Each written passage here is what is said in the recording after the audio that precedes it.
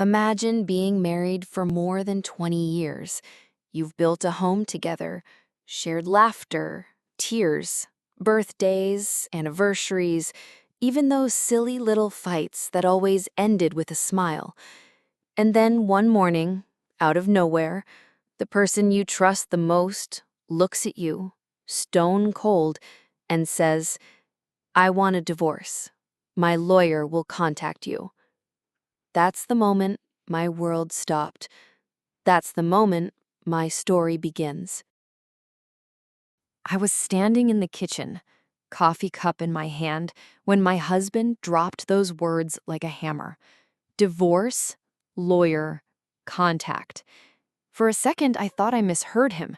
I even laughed nervously, expecting him to smile back, to say it was a bad joke. But his face was serious, empty. "What are you talking about?" I whispered. He didn't meet my eyes. "You'll hear from my lawyer." And that was it. No explanation, no conversation, just a door shutting behind him as he walked out. My knees almost gave out. Divorce? After decades? After raising children together? After building everything side by side? The days that followed were torture. I replayed every moment in my head. Had I missed signs? Did I say something wrong? Did he find someone else? Our marriage wasn't perfect, but whose is? We had routines, comfort, the kind of bond that doesn't need constant words. I thought that was love. I thought that was enough. Then the phone rang. It was his lawyer's office, setting up a meeting. That was the moment it hit me. This was real. He wasn't bluffing. He was gone. I walked into the lawyer's office with trembling hands, but my head held high. If my husband wanted a divorce, fine, but I needed answers. The lawyer spoke to me politely, reading out documents, terms, property divisions. I barely heard a word. All I wanted was to understand. Why? Then suddenly, the door opened. My husband walked in. He looked at me, expecting tears, expecting me to beg, maybe even collapse. But I didn't. Instead, I stood up, walked over, looked him straight in the eyes, and said, "I am your wife." At that moment, his body shook. His face turned pale. His hands trembled so much he had to grip the chair. Why? Because in that one sentence, I reminded him of everything he was trying to erase. When he saw I wasn't broken, something cracked inside him. He stammered, looked at the lawyer, looked at me, and for the first time, I saw fear. The lawyer excused himself, sensing the tension. It was just the two of us. "Why are you doing this?" I asked softly. At first, he kept quiet. Then, slowly, he whispered, "Because I made a mistake." Those words hit me like lightning. What mistake? What was he hiding? The story unraveled piece by piece. He had been under pressure. Bad financial decisions, investments that went wrong, a loan he never told me about. He thought the only way to protect me was to cut me out, to make it look like we were strangers. But that wasn't all. There was another woman. Not love, not even an affair in the way people imagine, but a colleague who lured him with promises of money, influence, a way out of his mess.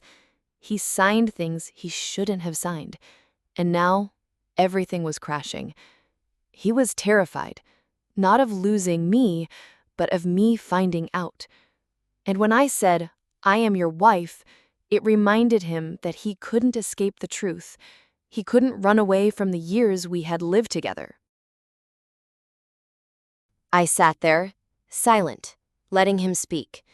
My heart broke, but at the same time, I felt strangely strong. I said, "You thought divorcing me would protect me?" His eyes were filled with shame as he nodded.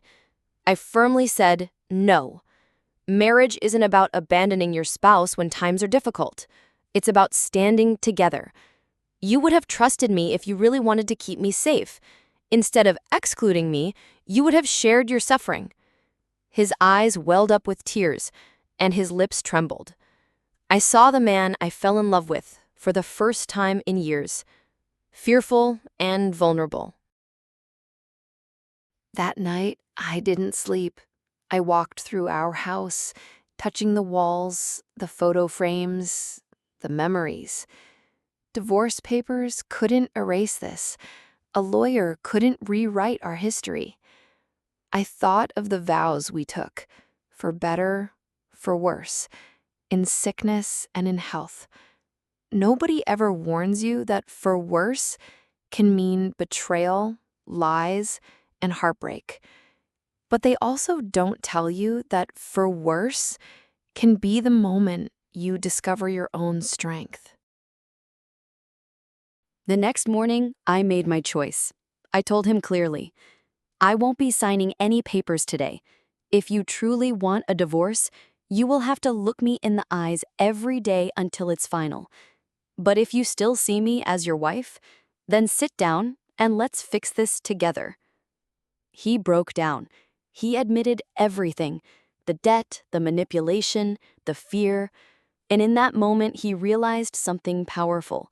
No lawyer, no contract, no running away could give him peace. Only truth could. We didn't fix things overnight. It took months, hard conversations, tears, rebuilding trust brick by brick. But slowly, he changed. He became more open, more honest.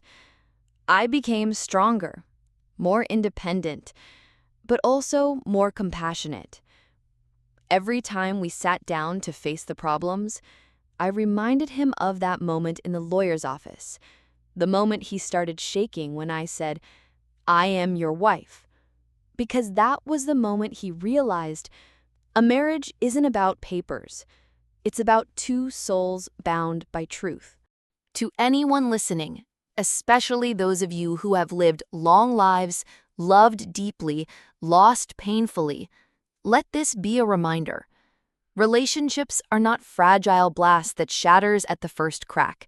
They are living, breathing stories, sometimes messy, sometimes painful, but always worth fighting for if there's still love at the core.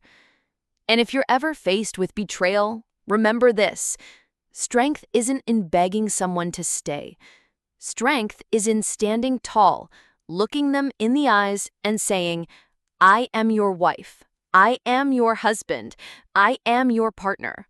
And no lie, no fear, no lawyer can erase that truth. Because love isn't erased by fear. It is only erased when we stop believing in it. If you've stayed with me through this story, let me know in the comments where you're watching from. Share your thoughts.